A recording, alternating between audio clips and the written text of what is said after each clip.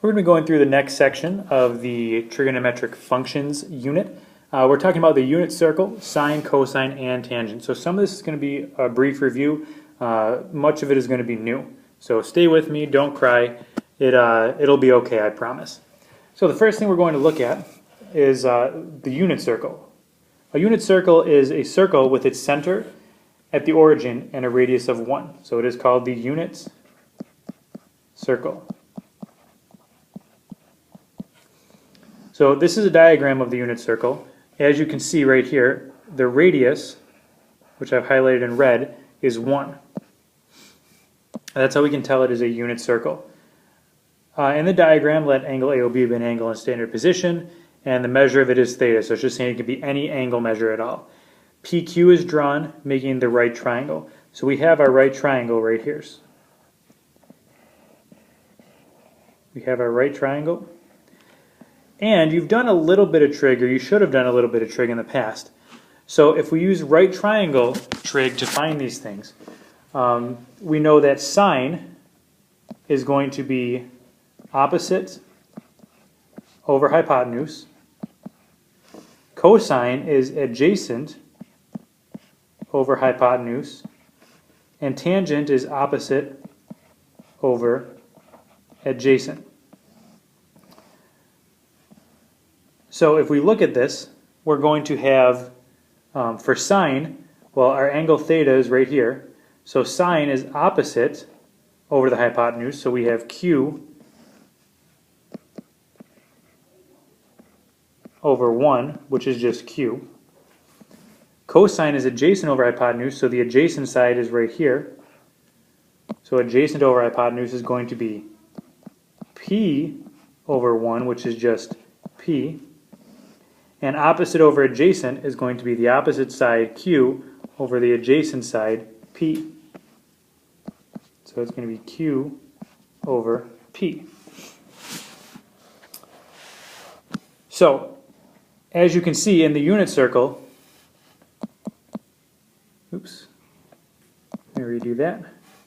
In the unit circle, we have three sides, P, Q, and 1.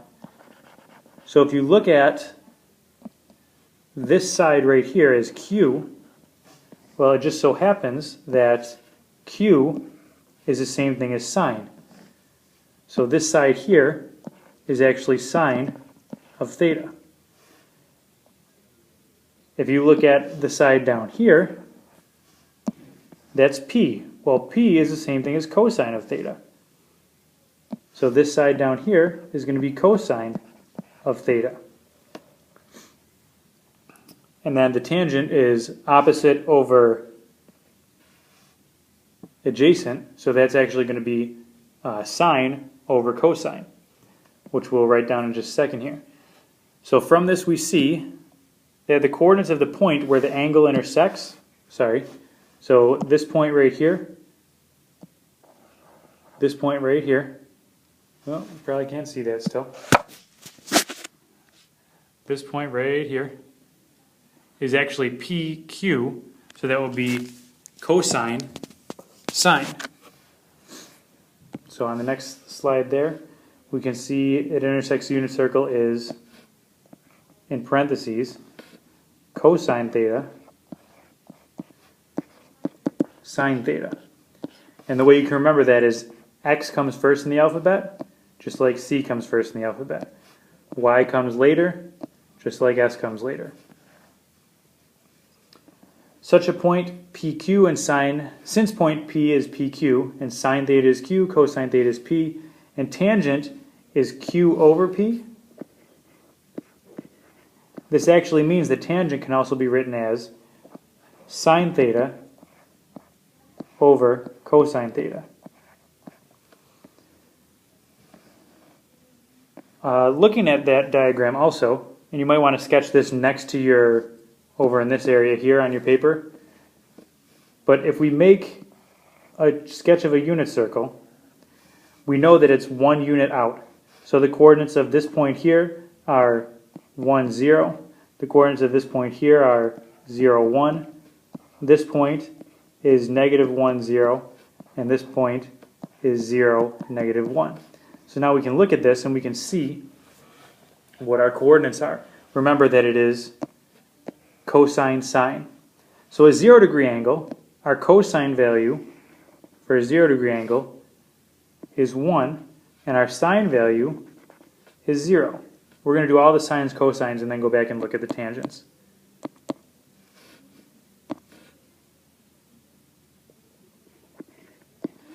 For 90 degrees, if we look right here, this is our 90 degree. So we know that our cosine value is 0, our sine value is 1. 180 degrees is over here. We know that cosine is negative 1, sine is 0. 270 down here is going to be a cosine of 0 and a sine of negative 1. And 360, taking it all the way back around, is the same as 0. So we end up with a cosine of 1 and a sine of 0. Now for our tangents, we're going to be using this piece right here, sine over cosine. Well, 0 over 1 gives us a 0. 1 divided by 0, if you put that in your calculator, it gives you an error. This is actually undefined. You can't have that. You can't take the tangent of 90. The tangent of 180 is 0 divided by negative 1, which is 0. 270 is the same thing as 90. It's going to be undefined. And 360, 0 divided by 1, is 0 again. So that table you can kind of memorize if you remember cosine sine is your xy values here. You should be able to figure it out using something like this chart right here. And you actually don't need this arrow here at all.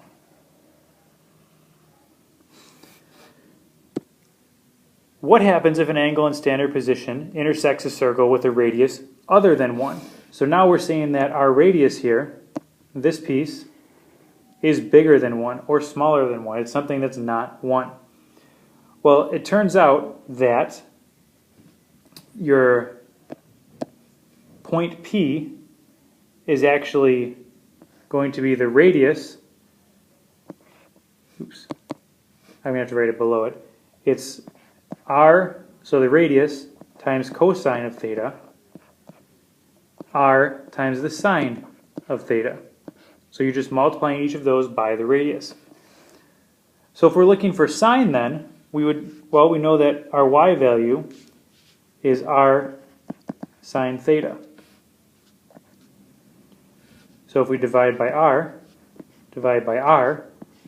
we know that our sine of this is going to be whatever the y value of that point is divided by the radius.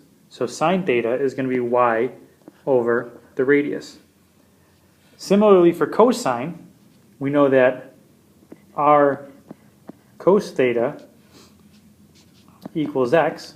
So if we divide again to get cosine by itself, we know that cosine theta is going to be whatever the x value of the point is divided by the radius, so how far it is away. And that means that tangent, which is sine over cosine, is y over r all over x over r. And that's back to rational expressions, where if we can cancel out the denominators there because they're same, so this would actually just be y over x. And what I mean here is you have the coordinates of your point, which are x and y. So that's where this x and y come from. And the radius they're talking about is however far it is from the point to the origin. So that's your r value. So that's where your r value comes from here, is this radius, the distance from your point to the origin. That sounds a little tricky. When you do a couple examples, it actually turns out to be not so tough. And I know you say that all the time, Mr. Sheehan. Well, this time I'm being pretty serious about it. Moving on to the next thing. This is just looking at the sines of each function. So our three sines are sine, cosine, and tangent. Sorry, our three functions are sine, cosine, and tangent. And we want to look, if we were looking at our unit circle here, we need to know just the sign, S-I-G-N, which means positive or negative of each one. So in the first quadrant, we know that all of our x values are positives and all of our y values are negatives in the first quadrant. Well, you need to remember that your x, y's now are cosine, sine. So if our x values, oops, and I misspoke here, these are both positive, right? So if our x value is positive, then cosine is going to be positive also. If our y values are positive, our sine values are going to be positive. And tangent then is going to be a positive divided by a positive, which is a positive. So this is all trig functions are positive in the first quadrant. In the second quadrant, we have a negative x value and we have a positive y value because you're going backwards and you're going up. So if our x value is negative, it means that our cosine is going to be negative. If our y value is positive, it means our sine is going to be positive. And then tangent is going to be positive divided by negative, which is a negative. So the only thing that has a positive value in the second quadrant is sine. Third quadrant's pretty similar.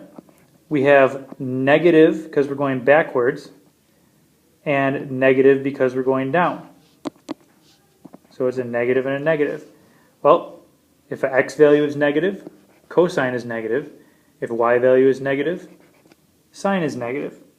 And for tan, negative divided by negative is a positive. So that means that tangent is positive in that quadrant. The last one over here, we have positive x values and negative y values because we're going forward and we're going down. So a positive x value means cosine is going to be positive. A negative y value means sine is going to be negative. And a negative divided by a positive is a negative. So cosine is the only thing positive there. The way you can remember this, because they will ask you questions, is it positive or negative? Is it positive or negative? Is it positive or negative? If you remember that all students take calculus, it tells you that all things are positive in the first quadrant, sine is positive in the second, tan is positive in the third, and cosine is positive in the fourth. All students take calculus, all in the first, sine in the second, tan in the third, cosine in the fourth. We're going to spend some time going through these examples in class tomorrow. We're not going to go through all of them. We're going to practice a couple and then do some practice on our own. And then we will, your video tomorrow night will go through the last couple so we can practice them in class the following day. I know this sounds tricky and it was a lot of material, but bear with me tomorrow and I bet you that it actually turns out to be easier than you think. Have a wonderful night.